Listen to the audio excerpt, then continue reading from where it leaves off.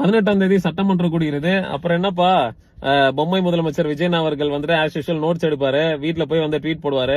அப்புறம் வந்துட்டு இந்த ஒருத்தர் இருப்பார்ல முதலமைச்சர் ராதவர்ஜுனன் அவர்கள், அங்க வந்து நான் அப்பவே பேசலான் இருந்தேன், நான் வந்து இதை பேசலான் இருந்தேன் அப்படின்னு வந்து பொதுக்கூட்டத்துல வந்து சொல்லாத. தயவு செய்து நீ ஏதாவது ரியாக்ட் பண்றதா இருந்தா நீங்க தயவு சட்டமன்றத்துக்குள்ளே ரியாக்ட் பண்ணுங்க.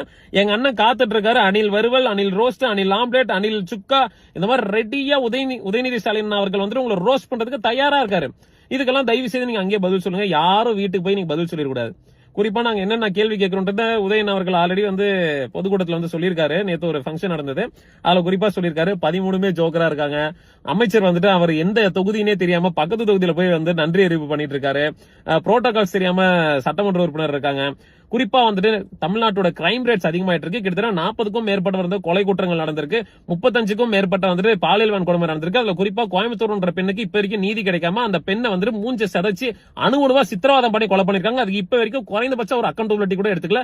குறிப்பா தன்னுடைய மேனேஜருடைய ஃபங்க்ஷனுக்கு போக தெரியுது, அவருடைய வீடு கிரக பிரவேசத்துக்கு போக தெரியுது, ஆனா சிங்கப்பெண் அதிரடி படையை மட்டும் இவர் ஓபன் பண்ண மாட்டாரா. கேட்டா என்னுடைய மேனேஜரோட ஃபங்க்ஷன் தான் எனக்கு முக்கியம் அப்படின்னு வந்து சொல்றாரு. அது மட்டும் கிடையாது, இந்த மாதிரி பல ரோஸ்ட்கள் நடக்கதான் போது. அணில நல்லா கொஞ்சம் கொஞ்சமா வறுத்தெடுக்க போறாரு. இதுக்கெல்லாம் தயவு செய்து மாண்புமிகு முதலமைச்சர் ஆதவர்ஜுனன் அவர்களும் பொம்மை முதலமைச்சர் விஜயன் அவர்களும் சட்டசபையிலே பதில் சொல்லுங்க. தயவு செய்து இப்பவே ப்ரிப்பேர் ஆயிட்டு வந்துக்கோங்க. எப்படி நாங்க என்னென்ன கேள்வி கேட்க போறோம் உங்களுக்கு தெரிஞ்சிடும். ஏன்னா அந்த அளவுக்கு சட்ட ஒழுங்குல சீரழிஞ்சு போயிருக்கிறது. அங்கேயே பதில் சொல்லுங்க. வீட்டுக்கு போயிட்டு மட்டும் நீங்க பதில் சொல்லிடாதீங்க, ட்வீட் மட்டும் போட்டுறாதீங்க. ஏன்னா இந்த மிஸ் கிட்ட போய் மாட்டி விடுற மாதிரிலாம் வந்து அரசியல் பண்ணாதீங்க தயவு செய்து.